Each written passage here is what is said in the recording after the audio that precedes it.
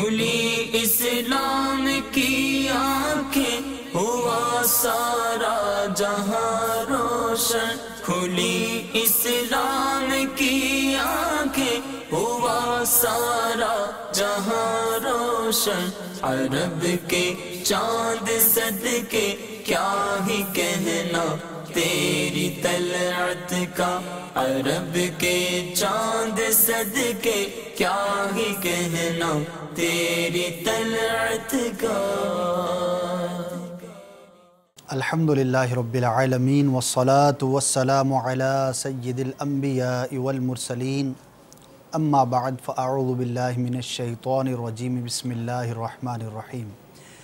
अस्सलातु वस्सलामु अलैका या रसूलल्लाह व अला आलिका व अस्हाबिका या हबीबल्लाह।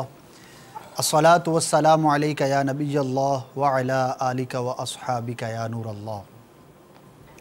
मदनी चैनल के तमाम नाज़रीन को सिलसिला फैज़ान इस्लाम में मरहबा कहता हूँ। प्यारे आका मक्की मदनी मुस्तफ़ा सल्लल्लाहु तआला अलैहि वसल्लम की बारगाह में हदिया दुरूद व सलाम पेश करने के जहाँ दुनिया में फ़वाइद और समारात हैं, वहीं आखिरत में भी बेपनाह अजर व सवाब और नेमतें पढ़ने वाले को मिलती हैं। एक रिवायत का मफ़हूम है कि जो रोज़ाना मुझ पर 50 बार दुरूद पढ़ेगा, कल बरोज़ क़यामत मैं उससे मुसाफ़हा करूँगा, यानी हाथ मिलाऊँगा। बड़ी ही सादत की बात है, बड़े ही करम की बात है कि उस मुश्किल घड़ी में जिसको प्यारे आका सल्लल्लाहु तआला अलैहि वसल्लम के साथ मुसाफ़हा की सआदत मिल जाए तो इंशाअल्लाह अज़्ज़ व जल उसके तमाम गम गलत हो जाएंगे। आप भी नियत कीजिए, इस फ़जीलत को ज़हन में रखते हुए रोज़ाना कम अज़ कम 50 बार दुरूद पाक पढ़ लिया कीजिए। सल्लु अलल हबीब सल्लल्लाहु तआला अला मुहम्मद सल्लल्लाहु तआला अलैहि व आलिहि वसल्लम। फैज़ान इस्लाम के सिलसिले में हम हर एतवार को इस वक्त एक नया मौजू लेते हैं, उससे मुताल्लिक़ हम मुफ्ती साहब से सवालात करते हैं और उसके जवाबात हासिल करते हैं। मुख्तलिफ़ मौज़ूआत पर गुफ्तगू का सिलसिला जारी रहा और आज एक बड़ा ही अहम और यूँ समझिए कि इंसान की ज़िंदगी का एक बुनियादी मकसद है। इस मकसद को भी समझने की कोशिश करेंगे और आज का हमारा मौजू है इबादत गुज़ार कैसे बना जा सकता है। जी हाँ, मुसलमान की ज़िंदगी, उसका हर अमल, वो कोई काम करे या किसी काम को तर्क करे, सब के सब जो है वो अल्लाह तबारक व तआला की रज़ा की हुसूल के लिए होने चाहिए। इबादत क्या है, इसका मफ़हूम क्या है, इबादत गुज़ार कैसे बना जा सकता है, इबादत से मुताल्लिक़ जो हमारे ज़हनों में मुश्किलात हैं उनको कैसे आसान बनाया जा सकता है, ये सब कुछ और इंशाअल्लाह इससे मुताल्लिक़ और भी बहुत कुछ मुफ्ती साहब से सवालात करेंगे। अव्वल ता आखिर अच्छी अच्छी नीयतों के साथ हमारे साथ शामिल रहेंगे तो इंशाअल्लाह बहुत ज़्यादा इल्म दीन हासिल करने का मौका मिलेगा। आपको भी मौका मिलेगा कॉल करने का, हमारे साथ सिलसिले में शामिल होने का बसूरत आवाज़। जी, स्क्रीन पर आपको नंबर दिखाया जाता रहेगा, बार बार आप देख रहे होंगे इस वक्त भी। इस नंबर पर आप चाहें तो अभी कॉल कर सकते हैं और अपना सवाल रिकॉर्ड करवा सकते हैं। हमारे आज के मौजू से मुताल्लिक़ इंशाअल्लाह अज़्ज़ व जल मुफ्ती साहब से हम आपके सवालात के जवाबात हासिल करने की भी कोशिश करेंगे। मुफ्ती साहब, सबसे पहले मैं ये चाहूँगा कि हम मुसलमान हैं, एक मुसलमान होने की हैसियत से हर शख्स ये चाहता है कि मैं कामयाब हूँ, मैं जो दुनिया के अंदर आया, एक कॉन्सेप्ट हर मुसलमान के ज़हन में होता है कि बिलाखिर मुझे जाना है, मौत का तसव्वुर। इंसान की ज़िंदगी का असल मकसद जो है वो क्या है, सबसे पहले इसकी कुछ वजाहत हो जाए, फिर इंशाअल्लाह मज़ीद सवालात। बिस्मिल्लाहिर्रहमानिर्रहीम। इस्लाम के अंदर मकसद ज़िंदगी को बड़ा वाज़ेह तौर पर बयान कर दिया गया है।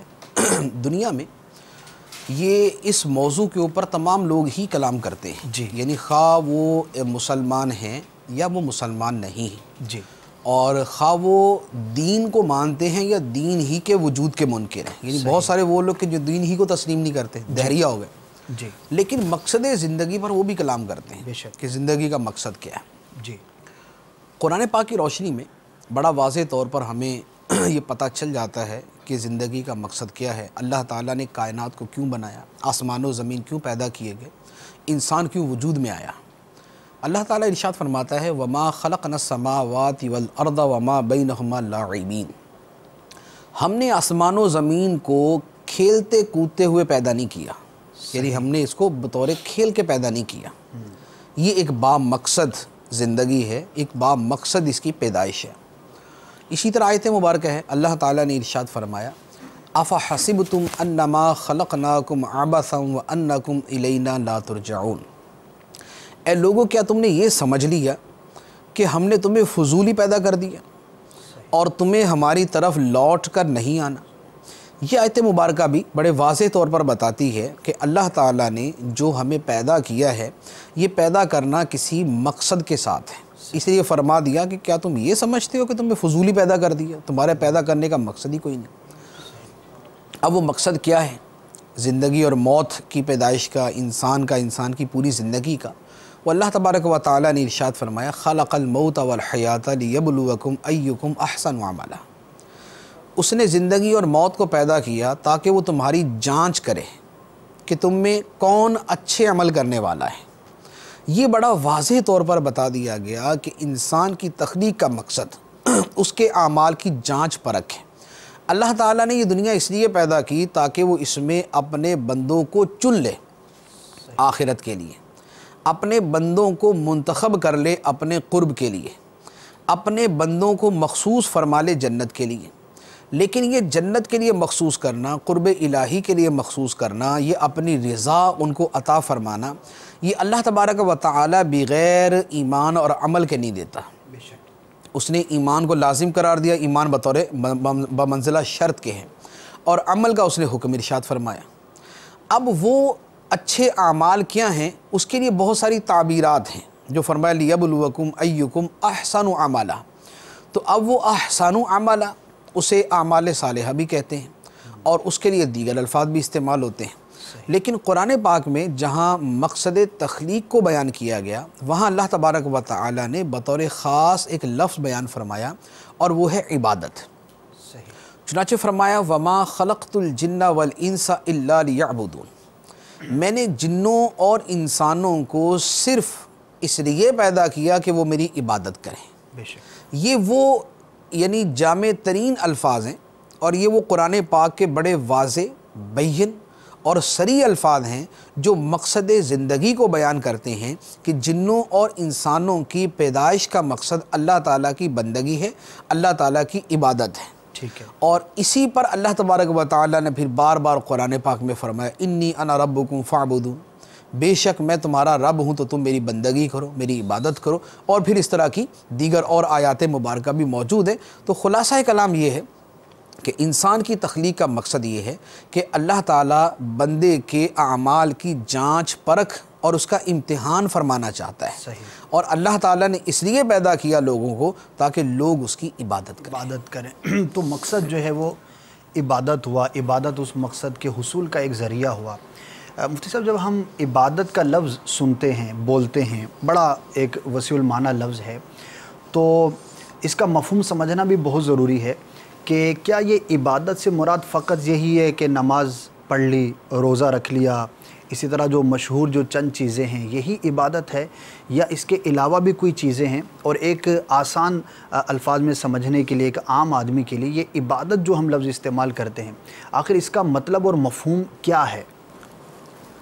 देखिए, इसे आसान करने की कोशिश करता हूँ। वैसे ये है कि चूँकि इस्तिलाही अल्फाज हैं तो उनको ज़रा पेचीदा होते।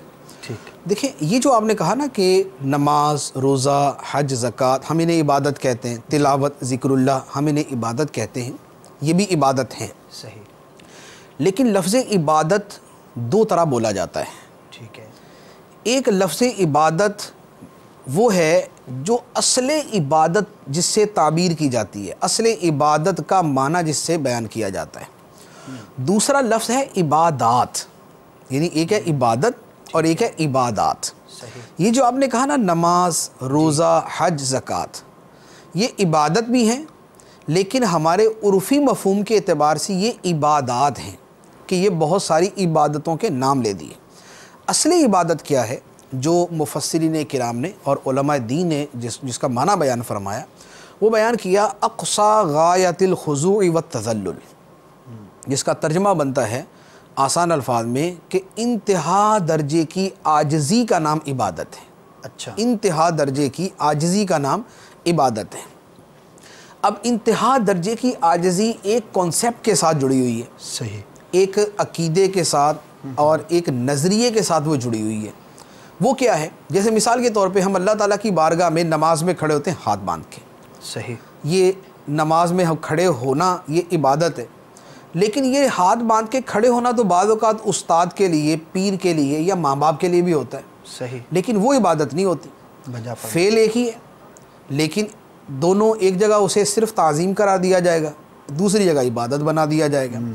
अब दोनों में वजह फ़र्क क्या होती है? कॉन्सेप्ट, सही, एतिकाद, नज़रिया, सोच क्या है इसके पीछे। जब अब इसे आसान अल्फाज में यूँ कह लें कि जब बंदा अपने आप को आबिद यानी बंदा समझते हुए और अल्लाह ताला को खुदा समझते हुए, मुस्तकिल बिज़ात समझते हुए कि वो हमेशा से है, हमेशा रहेगा और उसके तमाम की तमाम चीज़ें उसकी ज़ाती हैं, वो अपनी कुदरत, इल्म, समा हर एतबार से वो ज़ाती है, उसको किसी ने दिया नहीं। जब इस एतिकाद के साथ बंदा अपनी मर्ज़ी को खुदा की मर्ज़ी के सामने झुका देता है, ये इबादत बन जाती है। सुभान अल्लाह, अपनी मर्ज़ी को खुदा की मर्ज़ी के सामने झुका देता है तो ये इबादत बन जाती है। ठीक है। अब इसी को लफ्ज़ इताअत से भी ताबीर कर दिया जाता है। जो काम बंदा अपनी मर्ज़ी पर अल्लाह की मर्ज़ी को तरजीह दे के कर लेता है वो काम इबादत बन जाता है। ठीक है, अब इस मफ़हूम के अंदर इबादत का माना बड़ा वसी हो जाता है। बेशक, उसमें रोज़ी कमाना, रोज़ी कमाने के अंदर बाज़ औक़ात बंदे का दिल करता है कि वो कमाए, खा वो हलाल हो या हराम, सही, वो ज़्यादा से ज़्यादा कमाए, खा उसका ज़रिया जायज़ हो या नाजायज़, लेकिन वो अपनी मर्ज़ी पर अल्लाह की मर्ज़ी और उसकी पसंद को तरजीह देता है और सिर्फ़ हलाल को इख्तियार करता है, बेशक, अगरचे थोड़ा मिले। हराम को वो छोड़ता है अगरचे वो ज़्यादा हो। तो ये जो उसने अपनी मर्ज़ी को फ़ना कर दिया अल्लाह ताला की मर्ज़ी के अंदर, ये उसके इस कमाई के अमल को भी इबादत बना देती। तो अब वो कारोबार कर रहा है, ठीक है, वो नमाज नहीं कंप्यूटर पढ़ बेच रहा, रहा है, ठीक है, यानी वो कंप्यूटर बेच रहा है, वो मोबाइल बेच रहा है, वो सॉफ्टवेयर बेच रहा है, वो जो भी कर रहा है ज़ाहिरी एतबार से खालिश दुनिया के काम है। ठीक, लेकिन चूंकि इसके पीछे इसका कॉन्सेप्ट ये है कि मैं अपनी मर्ज़ी को खुदा की मर्ज़ी के ताबे कर रहा हूँ, लिहाजा यही काम उसका इबादत बन गया।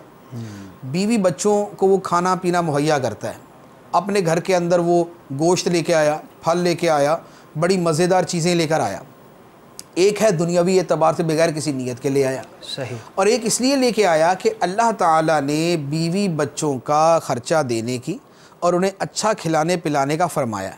बेशक, अब जब इसने यही घर वालों को जो खिलाने पिलाने का काम था ये इसलिए किया कि मुझे मेरे खुदा ने हुक्म दिया है, तो गोया अल्लाह के हुक्म को अपनी ज़ात के ऊपर इसने नाफिज कर लिया। जब अल्लाह के हुक्म को अपनी ज़ात पर नाफिज किया, अब इसका अपने बीवी बच्चों को खिलाना, उन्हें अच्छे अच्छे कपड़े पहनाना, उन्हें दुनियावी लज्जात उन्हें देना, ये भी इसके लिए इबादत बन जाएगा। तो ये इबादत का वसी मफहूम है। ठीक है, वो जो आप बात कर रहे थे इबादत के एतबार से कि नमाज रोज़े को हम इबादत समझते हैं, तो वो अपनी जगह दुरुस्त है, वो एक दूसरी इस्तिलाह है। सही, यानी वो एक दूसरी इस्तिलाह है कि एक तकसीम है अफ़आल की कि कुछ अफ़आल वो हैं जिनमें बंदे और खुदा का ताल्लुक़ गालिब होता है, ठीक है, कुछ आमाल वो हैं कि जिनके अंदर बंदों के आपस के जो ताल्लुकात हैं वो गालिब हैं, और उस फ़ेल का खुदा से जो ताल्लुक़ है वो मगलूब है। सही, नमाज़ पढ़ते हैं, नमाज में बंदे और खुदा ही का ताल्लुक़ है। सही, रोज़ा रखते हैं, उसमें बंदे और खुदा का ताल्लुक़ है। हज करते हैं, बंदे और खुदा का ताल्लुक़ है। अच्छा, लेकिन कुछ इबादतें वो है कि जिसमें बंदे भी मुताल्लिक़ हैं लेकिन वो पहलू मगलूब होता है, जैसे सदका ज़कात। सदका और ज़कात हम देते हैं तो सदका और ज़कात में हम दूसरे का भला तो कर रहे हैं, यानी बंदे का पहलू मौजूद है उसमें, लेकिन उसके पीछे असल जो ताल्लुक़ है वो अल्लाह ताला के साथ, अल्लाह ताला के साथ, कि बंदा खुदा के लिए ये कर रहा है। तो ये ऐसे अफ़ाल के जिनमें अल्लाह से ताल्लुक़ का पहलू गालिब होता है वो इबादात कहलाते हैं। ठीक है, जिनमें बंदों के ताल्लुकात का पहलू गालिब होता है वो मुआमलात कहलाते हैं। जैसे आदमी निकाह करता है, कारोबार करता है। निकाह करने कारोबार करने में क्या होता है? निकाह मियाँ बीवी के ताल्लुक़ का नाम, कारोबार किसी के साथ ख़रीदो फ़रोख्त करने का नाम है। यहाँ पर जब हम ज़ाहरी उस फ़ेल को देखते हैं तो उसमें बंदों का पहलू गालिब है, हम इसे कहते हैं मुआमलात। पहली इबादत, दूसरी मुआमलात। अब इस दूसरी इस्तिलाह के एतबार से तो तिजारत और निकाह ये दोनों जो हैं ये मुआमलात में से हैं। लेकिन ये दोनों अगर इस तौर पर हों कि ये अल्लाह का हुक्म है और मैं हुक्म इलाही पर अमल करने के तौर पे कर रहा हूँ और मैं अल्लाह की रज़ा के लिए ये कर रहा हूँ, तो अब यही चीज़ें मुआमलात के साथ इबादत भी बन जाएंगी। इबादत भी बन गई। तो लिहाजा यूँ दो तरह की इस्तिलाहात चलती हैं। एक है असले मफ़हूम इबादत का, वो है जिसमें इंतहा दर्जे की आजिज़ी पाई जाए, और इंतहा दर्जे की आजिज़ी के पीछे बंदे का अपना बंदा होना और अल्लाह ताला का वाजिबुल वजूद और मुस्तकिल बिज़ात होना, ये कॉन्सेप्ट उसके अंदर मौजूद होता है। अब उस ताल्लुक़ के साथ जो बंदा, उस नज़रिए के साथ जो अमल करता है, वो हर अमल इबादत बन जाता है। सही। मुफ्ती साहब, अगला सवाल करने से पहले थोड़ी सी इसमें एक वजाहत चाहूँगा। जैसे कि आपने अभी बयान किया ना कि ये कॉन्सेप्ट जहन के अंदर होता है तो वो इबादत हो जाती है। अच्छा, अब आम आदमी है, हो सकता है कोई हमारा नाज़िर ये सोच रहा हो कि ये जो आपने इस्तिलाहात बयान की हैं, जो ये चीज़ें बयान की, तो ये बतकल्लुफ़ तो हमारे जहन में हाजिर नहीं होती। मिसाल हो कि नमाज़ पढ़ने गया है तो अब वो कसदन इन चीज़ों को उस वक्त जहन में हाजिर तो नहीं कर रहा होता, बस नमाज़ पढ़ ली, नमाज की ज़्यादा से ज़्यादा नियत करता है, तो कहीं ये चीज़ उसको इबादत से खारिज तो नहीं कर देगी, या एक कॉमन मुसलमान के लिए हर वक्त ही जहन के अंदर ये चीज़ मौजूद होती है? देखिए, होता ये है कि जो असल बुनियाद है वो इंसान के जहन में मौजूद होती है। ठीक है। और ये जो मैंने एक बाकायदा इस्तिलाहात इस्तेमाल की हैं, ठीक है, तो बज़ाते ख़ुद वो इस्तिलाहात अगरचे जहन में ना हों, उससे कोई फ़र्क नहीं पड़ता। फ़र्क नहीं पड़ता। जैसे एक बंदा नमाज़ पढ़ने जाता है, अब नमाज़ पढ़ते हुए उसके जहन में बतौर ख़ास ये अल्फाज नहीं घूम रहे होते। सही कि मैं बंदा हूँ, अल्लाह ताला मुस्तक़िल बिज़ात है, वाजिबुल वजूद है, उसको इनका मानी भी पता नहीं होंगे। सही। लेकिन उसके जहन में एक सादा सा माना होगा कि अल्लाह ताला मेरा माबूद है, ला इलाहा इल्लल्लाह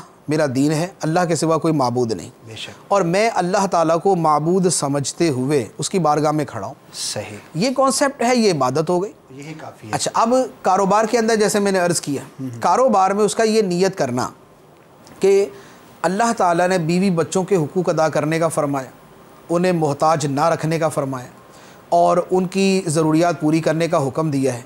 अल्लाह ताला का हुक्म है, लिहाजा मैं और उनको मैं मोहताज ना बनाऊँ, वो लोगों से मांगते ना फिरें और परेशान ना हों। अल्लाह ताला का हुक्म है, उस पर अमल कर रहा हूँ। ये इतना उसके दिल में सोच होना ही उस फेल को इबादत कर देगा। यानी गोया रज़ा इलाही की नीयत है, हुक्म इलाही पर अमल की नीयत है, जन्नत के हुसूल की नीयत है। ये बहुत सारी ऐसी चीज़ें हैं कि जो इबादत के मफ़हूम में उस चीज़ को दाखिल कर देती हैं और उसके लिए बतौर ख़ास इस्तिलाहात की हाजत नहीं होती। मैंने इसलिए अर्ज़ किया कि इस्तिलाहात का मामला असल में वो इल्मुल कलाम के एतबार से एक चल रहा होता है। अवामुन नास के एतबार से ये होता है कि जब अल्लाह को अल्लाह समझ के, अपना माबूद समझ के, खालिक को मालिक समझ के वो करते हैं, वो फ़िल इबादत। ठीक है, माशाअल्लाह। मुफ्ती साहब, ये तो हो गया इबादत का मफ़हूम। ये इरशाद फरमाइए कि इबादत क्या मशक्क़त के बग़ैर भी मुमकिन है? क्योंकि जब भी हम किसी इबादत का तज़किरा करते हैं, जिनका आपने अभी ज़िक्र किया, नमाज हो, रोज़ा हो या मामलात, जब नीयत के ज़रिए इबादत बन जाते हैं, तो अब उसके अंदर कहीं ना कहीं मशक्क़त का पहलू पाया जाता है। तो क्या ये लाजिम है कि जब भी हम कोई इबादत करेंगे तो उसके अंदर कहीं ना कहीं मशक्क़त का पहलू पाया ही जाएगा, या इसके बग़ैर भी हो सकता है? देखिए, मुशक्क़त का लफ्ज़ जो है ना, वो अरबी ज़बान के अंदर तो बड़ा वसी मफ़हूम रखता है। उर्दू में थोड़ा सा ज़रा सख्त हो जाता है ये कि हमारे यहाँ मुशक्क़त का मतलब, यानी हम जब मुशक्क़त का लफ्ज़ इस्तेमाल करते हैं ना, तो हमें आता है कि एक आदमी जो है बैल जोत रहा है, हल चला रहा है, बड़ी मुशक्क़त कर रहा है ना। हम मुशक्क़त को वहाँ लेके जाते हैं जी। अच्छा, एक आदमी अगर एसी वाले कमरे के अंदर बैठ के दफ्तर में काम कर रहा है तो हम उसको ये नहीं कहते ये मुशक्क़त वाला काम कर रहा है। ठीक है, सही फरमाया। लेकिन हम उसे ये कहते हैं ये मेहनत करता है, यानी ये भी मेहनत करके ही कमा रहा है कि बाहर ये काम करता है, काम कर रहा है, लेकिन उसको मुशक्क़त नहीं कहते। इबादत के अंदर आम तौर पे लफ्ज़ मुशक्क़त ही इस्तेमाल किया जाता है, लेकिन असल वो मेहनत है। अब मेहनत के बगैर तो बहरहाल ये बात तयशुदा है कि मेहनत के बगैर तो कुछ नहीं होता। मेहनत के बगैर तो आप चाय भी नहीं पी सकते। सही। आप कप उठाएंगे तो पिएंगे, आप खाना बनाएंगे पकाएंगे तो ही खाएंगे। तो मेहनत तो हर जगह होती है। तो इबादत का मामला भी ऐसा ही है कि उसमें मेहनत करनी पड़ती है। अल्लाह तबारक व तआला का फरमान है, इरशाद फरमाया वल्लदीना जाहदू फीना लनहदियन्नहुम सुबुलना, और वो लोग जो हमारे रास्ते में मुजाहदा करते हैं हम उनके लिए अपने रास्तों की रहनुमाई फरमा देते हैं। सुभान अल्लाह। यानी जो अल्लाह की राह में कोशिश करता है, ठीक है, अल्लाह ताला उसके लिए रास्ता खोल देता है। तो कोशिश, मेहनत ये करनी पड़ती है। अब मुशक्क़त के लफ्ज़ के साथ उसको ताबीर करें या हम अपने उर्फ़ के एतबार से उसको ना ताबीर करें। अब बाकी बात ये है कि मुशक्क़त कम ज़्यादा होती है, यानी इबादात के अंदर मुशक्क़त कम ज़्यादा हो सकती है। तफक्कुर बहुत बड़ी इबादत है, यानी गौर व फिक्र करना बहुत बड़ी इबादत है। सही। बंदा आराम से बैठा हुआ और अल्लाह ताला की अज़मत में और उसकी कुदरत के जो मज़ाहिर हैं कि उसने सूरज पैदा किया, चाँद पैदा किया, ज़मीन व आसमान पैदा किए, ज़मीन ऐसी वसी बना दी, पहाड़ खड़े कर दिए, जानवर पैदा किए, इंसान पैदा, अब इन चीज़ों में गौर व फिक्र करना सही, बज़ाहिर मशक्क़त नहीं है, बज़ाहिर को इतनी ज़्यादा मशक्क़त नहीं करनी पड़ती, लेकिन ये इबादत, अच्छा इससे थोड़ी सी ज़्यादा जो मेहनत है वो करनी पड़ती है ज़िक्र के अंदर। सही। कि जब आप ज़बान से ज़िक्र करेंगे तो ज़बान से जब ज़िक्र करेंगे तो बहरहाल आपको ज़बान हिलानी पड़ेगी, उसके अंदर ये थोड़ी सी मेहनत बढ़ गई। अच्छा, आप तिलावत करेंगे तो ये मेहनत थोड़ी सी उससे ज़्यादा बढ़ जाती कि ज़िक्र के अंदर आप थोड़े से आज़ाद होते हैं ना, कोई इतना तवज्जो की हाजत नहीं होती। लेकिन कुरान पाक की तिलावत के अंदर अगर आप देख के करें तो आपको देखने की मेहनत करनी पड़ेगी, ज़बानी पढ़े तो थोड़ा सा हाफ़िज़े पे तवज्जो देनी पड़ेगी आपको। तो ये है नमाज से, इससे ज़्यादा नमाज के अंदर मेहनत है। सही। नमाज से ज़्यादा रोज़े के अंदर मेहनत है, रोज़े से ज़्यादा जिहाद के अंदर मेहनत है, हैं सारी इबादतें। ठीक है। तो लिहाजा मेहनत बहरहाल हर इबादत के अंदर होती है। अब ये है कि वो मेहनत जो है वो बाज़ औक़ात बहुत आसान बन जाती है, ठीक है, बाज़ औक़ात वो मेहनत लज्जत का ज़रिया और राहत का सबब बन जाता है, फिर वहाँ पर आदमी को मेहनत और मुशक्क़त भूल जाती है। ठीक है। जैसे आपने किसी बड़ी महंगी दुकान से आइसक्रीम खानी, आप यहाँ से ड्राइव करके जाते हैं डिफेंस, 15 किलोमीटर आपने सफ़र किया, वहाँ जाके आपने जब आइसक्रीम खाई है तो आपको बड़ा मज़ा आया, या आप बारबेक्यू खाते हैं, अब उसके लिए आपने जनाब कोयले जना वो आपने वो उनको आग जलाई, आपने सीखें लगाई, आपने बड़ा मसाला लगाया, बैठे हुए बातें कर, मेहनत हो रही है साथ साथ। सही। यानी मेहनत तो है ना कि कोयले खुद नहीं जल रहे, आपने जलाए हैं, उसको हवा दी है, आप सीखें खुद नहीं उठ रही, आप ही उठा रहे हैं उसको, सारा कुछ कर रहे हैं, मेहनत तो है। लेकिन उस मेहनत के साथ जो लज्जत वाबस्ता है उसकी वजह से आपको मेहनत का एहसास ही नहीं होगा, आपके लिए वो मेहनत ना होने के बराबर हो जाएगी। तो इबादत के अंदर भी ये होता है कि इबादत आसान हो जाती हैं, इबादत ज़रिया राहत बन जाती हैं, तो फिर वहाँ मेहनत और मुशक्क़त वाला पहलू बिल्कुल ही ख़त्म। सही। मुफ्ती साहब, दो चीज़ें हो गई ना, अब एक स्टेप हम आगे बढ़ते हैं। मशक्क़त होती है उसके इबादत के दर्जे के मुताबिक होती है। अब आपने दो बातें इरशाद फरमाई कि मेहनत का आसान हो जाना, मशक्क़त का कम हो जाना, यानी इबादत का आसान हो जाना, और फिर उससे भी एक अगला दर्जा है कि आसान तो कुजा उसके अंदर लज्जत महसूस होना शुरू हो जाए, उससे भी बढ़कर बंदा उसके अंदर मज़ीद जो है वो लुत्फ़ महसूस करे। तो इबादत को हम मशक्क़त से निकाल कर, मेहनत से निकाल कर आसानी की तरफ कैसे ला सकते हैं? क्या इसके भी शरीयत के अंदर कुछ रूल्स हैं, या हमारे सीखने के लिए, हमारे समझने के लिए इसके बारे में क्या रहनुमाई है कि अगर कोई शख्स चाहता है कि मैं इबादत तो करूं, मकसद ज़िंदगी है, आखिरत में इसी ने काम आना है, लेकिन वो चाहता है कि मैं अपनी मशक्क़त को आसानी की तरफ लेकर जाऊं, तो उसका क्या तरीका है? देखिए, इसमें 4 चीज़ें। पहली बात तो है दुआ।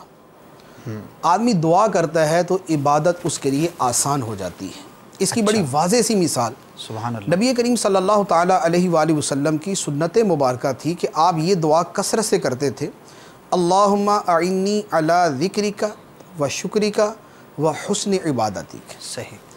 ए अल्लाह, मेरी मदद फरमा इस बात पर कि मैं तेरा ज़िक्र करूं, तेरा शुक्र अदा करूं और तेरी अच्छी इबादत करूं। सुभान अल्लाह। अब अच्छी इबादत करने पर अल्लाह ताला की मदद हासिल हो, इसकी नबी करीम अलैहिस्सलातु वस्सलाम दुआ फरमाते थे, और इंतहाई कसरत के साथ, अच्छा, इंतहाई कसरत के साथ। इसलिए हमारे आपने देखा होगा कि नमाज़ों के बाद अल्लाहुम्मा अइन्नी अला ज़िक्रिका व शुक्रिका व हुस्न इबादतिक, ये दुआ मांगी जाती है। तो अब ये जो दुआ हम मांगते हैं, ये दुआ लाजमी बात है कि मुआविन है, मुफीद है, इबादत के अंदर आसानी मिलती है तो बंदा इबादत भी करता है। और बहुत मरतबा ऐसा होता है कि कोई इबादत हमें बड़ी मुश्किल लग रही होती है, लेकिन हम दुआ करके चलते हैं तो हमें उस इबादत का पता भी नहीं चलता। सही। जैसे मैंने इसका तजुर्बा हज के मौके पर किया। अच्छा, माशाअल्लाह। पैदल हज के लिए जाना था, तो हमारा जो दावत इस्लामी का काफ़िला था, अब वो इशा की नमाज के बाद जब रवाना हुआ वहाँ सरकार सल्लल्लाहु अलैहि वसल्लम के मौलिद मुबारक से, विलादत शरीफ की जगह से, तो वहाँ जो है वो अमीर अहले सुन्नत को फ़ोन किया। अच्छा। और दुआ के लिए कहा कि हमारा बड़ा, यानी पैदल सफ़र है, पैदल चलने की तो आदत नहीं है, तो मुशक्क़त होगी, आप दुआ फरमा दें। तो अमीर अहले सुन्नत की अक्सर दुआ आपने वहाँ के एतबार से सुनी होगी, उसमें होता है कि इनको आसानी हो, मुशक्क़त ना हो, परेशानी ना आए, तंगी ना हो, आफ़ियत रहे, ये दुआएं होती। अब यकीन करें उसके बाद वो सफ़र हुआ वो लोग, अब हमें तो तब भी थोड़ी बहुत चलने की आदत थी, एक्सरसाइज की, पैदल चलने की, लेकिन वो लोग कि जिनको बिल्कुल चलने की आदत नहीं थी और जिनको था ही नहीं कि हम अरफात तक भी पहुंच जाएंगे पैदल, कि अरफात तो मक्का मुकरमा से बहुत ही दूर बन जाएगा, पूरा सफ़र कर गए। जब अरफात में पहुंचे ना तो फिर कहने नहीं यार हमने कैसे चल लिया इतना। अपने शहर में तो थोड़ा सा चलना भी हम तो दूभर हो जाता है, 1 किलोमीटर चलना भी हमारे लिए मुश्किल है, और वहाँ जो जिस गर्मी में चलना होता है, सही, और पाबंदियों के साथ है, बहुत सारी चीज़ें बांध के चलना होता है, और फिर रास्ते में साया नहीं है, गर्मी शदीद। तो अब वहाँ वो अरफात के अंदर पहुँच के मिना पहुँचे, फिर वहाँ से अगले दिन जो अरफात गए तो वहाँ पहुँच के यार कैसे चल लिया, हमें समझ नहीं आई। इन आपस में डिस्कस कर रहे थे कि हैरत। अब ये क्या है, ये वही दुआ के असरात। सुभान अल्लाह। तो दुआ के ज़रिए इबादत आसान हो जाती है माशाअल्लाह। तो एक तो दुआ आदमी खुद करे, जैसे ये मसनून दुआ जो मैंने अर्ज़ किया, अल्लाहुम्मा आइनी अला ज़िक्रिका व शुक्रिका व हुस्नि इबादतिक। दूसरा, दूसरों से दुआ करवाए। अच्छा, जैसे अभी जो मैंने वाक़या अर्ज़ किया, इसमें भी अमीर सुन्नत से दुआ करवाई हाजियों ने। सही। अब जो नेक लोग हैं, सालिहीन हैं, इबादत गुजार हैं, उनसे आदमी दुआ करवाता है, उलमा से, सुलहा से, उनकी दुआ का असर होता है आदमी के लिए, वाकई बहुत सारी चीज़ें आसान हो जाती हैं। तो लिहाजा दुआ का पहलू जो है इसे लाजमी तौर पे खुद भी करे, दूसरों से भी करवाए। दूसरा होता है आदत, बहुत सारी चीज़ों को आसान कर देती है। सही। हमारी पूरी ज़िंदगी का मदार इसी चीज़ के ऊपर चल रहा होता है। एक आदमी जब शुरू के अंदर वो एक्सरसाइज शुरू करता है, दौड़ना शुरू करता है, थोड़ा सा चलता है, उसका सांस फूलना शुरू हो जाता है, लेकिन उसके बाद वही आदमी 5-5 किलोमीटर दौड़ रहा होता है, उसको कुछ भी नहीं होता। वजह फरमाया। क्या हुआ? आदत बन गई उसकी। एक आदमी एक्सरसाइज शुरू करता है, बड़ी जल्दी थक जाता है, लेकिन कुछ अरसे बाद एक्सरसाइज करते करते करते उसकी एक आदत बन जाती है, उसके बाद उसको पता भी नहीं होता, अब एक्सरसाइज उसके लिए नॉर्मल सी चीज़ बन जाती है। ऐसे और बहुत सारी चीज़ें कि आदत के ज़रिए चीज़ें जो हैं ये आसान हो जाती हैं। लिहाजा अब तरीका ये है कि इबादत बड़ी मुश्किल लग रही है, जैसे फजर पढ़ना बड़ा मुश्किल लगता है। सही। आदमी आँख खुली है, खड़ा हो जाए, पढ़ ले फजर, कुछ भी नहीं। पढ़ लेगा तो वो कहेगा यार बहुत अच्छा कि अभी मैंने फजर पढ़ ली है। सही। अच्छा, अगले दिन फिर कहता है ये शैतान को कहता है यार कल तो पढ़ ली थी, आज छोड़ दे। आदमी आराम से बोले अच्छा तेरा मशवरा बाद में सुनूंगा, पहले मैं नमाज़ पढ़ लेता। सही। दोबारा नमाज़ पढ़ने खड़े हो जाए। बार बार जब करेगा ना, अब वही चीज़ उसके लिए बड़ी आसान हो जाएगी। सही। वही चीज़ उसकी आदत में दाखिल हो जाएगी, वो उसके लिए आसान हो जाएगी। तो आदत बनाए, इबादत की आदत बनाए तो इबादत आसान हो जाएगी। ठीक है। तीसरी चीज़ है, थोड़ा सा आदमी अपनी कुव्वत फ़िक्रिया जो है यानी जहन को इस्तेमाल करे। वो क्या है, जब आदमी मकसद पर नज़र रखता है तो उस मकसद के हुसूल के लिए जो चीज़ें होती हैं वो आसान हो जाती हैं। आसान हो जाती है। एक आदमी ने डॉक्टर बनना है, इंजीनियर बनना है, या उसने सीए करना है और सीए उसने बनना है, उसको जितनी मेहनत करनी पड़ती है, यानी आपको पता ही है डॉक्टर बनने के लिए, इंजीनियर बनने के लिए, सीए करने के लिए कितनी मेहनत करनी पड़ती है, लेकिन ये सारी मेहनत उसके लिए आसान हो जाती है। क्यों? इसलिए कि उसे डॉक्टर, इंजीनियर या सीए बनने के बाद उसे जो तनख्वाह मिलनी है, जो उसे दौलत मिलनी है, जो उसे इज़्ज़त मिलनी है, जो उसे शोहरत मिलनी है, जो उसे मुआशरे में मकाम मिलना है, जो लोगों के दरमियान उसकी रिस्पेक्ट होनी है, ये मकासिद उसकी मुशक्क़त को आसान कर देते हैं। अब आ जाए इबादत की तरफ। इबादत की मुशक्क़त आसान हो जाएगी जब इसका जो नतीजा निकलना है उस पर आदमी गौर करे। सही। इबादत का नतीजा, असल नतीजा इसका अल्लाह ताला की रिज़ा, अल्लाह का कुर्ब है। अब ये बड़ी अजीम चीज़ है, इस पर मैं बाद में कलाम करता हूँ। लेकिन एक आम सी चीज़ जो यानी हम सुनते हैं, पढ़ते हैं, हमारे दीन ने सिखाई है, जन्नत। जन्नत। अब डॉक्टर, इंजीनियर जितनी मेहनत करते हैं अच्छे लिबास के लिए, अच्छी रिहाइश के लिए, अच्छी गाड़ी के लिए, अच्छे मुस्तकबिल के लिए, अच्छी खुराक के लिए, ये तमाम की तमाम चीज़ें करोड़ों गुना बढ़कर जन्नत के अंदर पाई जाती है। कि जन्नत के अंदर जो नेमतें हैं, जो लिबास है, जो खुराक है, जो रिहाइश है, जो लज्जतें हैं, जो नेमतें हैं, जो राहतें हैं, वो इतनी बड़ी हैं, इतनी बड़ी हैं कि दुनिया में आदमी 30 साल में अगर डॉक्टर बनता है तो अगले उसकी 30 साल की ज़िंदगी आमतौर पर मज़ीद होती है, 30-40 साल की। लेकिन वो उस 30-40 साल की ज़िंदगी को सामने रख कर इतनी मुशक्क़तों को आसान कर लेता है। तो वो ज़िंदगी जो हमेशा के लिए, जो हमेशा की नेमतों राहतों पर मुश्तमिल ज़िंदगी है, जब वो आदमी के जहन में हो, वो उसके सामने हो, तो ये इबादतें आसान हो जाती हैं। इसकी मिसाल हमारे सामने यूँ भी होती है, बहुत मरतबा हमारे साथ भी ये तजर्बा होता है जी, और सबके साथ होता है। हम किसी इज्तिमा में हमने शिरकत की, वहाँ हमने बड़ी फ़जीलत सुनी कि भाई तहज्जुद पढ़ने के ये फ़ज़ाइल हैं। जन्नत में बाला खानों वाला महल उसके लिए बन जाएगा, जन्नत में बाला खाने होंगे और ये नेमतें होंगी। अब रात को जब पूरा बयान सुना ना, तो अब हमारे दिल में वो जन्नत की तलब, रग़बत, तरग़ीब मौजूद है। तहज्जुद का अलार्म लगा दिया। उस वक्त जब आँख खुलती है ना, तो पहले तो वही नींद की आदत, तो बंदा सोने की कोशिश करता है, लेकिन जैसे उसको वो रात वाला बयान याद आता है ना जी, उधर नहीं, जन्नत के बाला खाने आज तो पढ़नी भाई, आज तो पढ़नी। अब क्या हुआ, जन्नत का तसव्वुर और मोहब्बत और रग़बत जब उसके दिलो दिमाग पर छाई हुई है, अब ये तहज्जुद के लिए उठना, बिस्तर का छोड़ना, नींद को तर्क कर देना, ये उसके लिए आसान हो जाता है। तो मकसद पे नज़र रखा जाए। अब जन्नत की अज़मत जो है, इसके बारे में ज़रा इसका मुताला करें। एक निगरानी शुरा का एक बयान भी है जन्नत के मौजू के ऊपर ही, वो बड़ा खूबसूरत रिसाला है, वो छपा हुआ है अल-मदीनतुल इल्मिया की उसके साथ। अब वो रिसाला, उस रिसाले का मुताला करें, या ये जो किताब है जन्नत में ले जाने वाले आमाल जी, इसके अंदर भी जन्नत का बयान मौजूद है। अब उनका मुताला करें तो पता चलता है कि जन्नत की अज़मत कितनी है, जन्नत की अहमियत कितनी है, जन्नत का हुस्न खूबसूरती कितनी है, अल्लाह ताला ने उसकी कैसे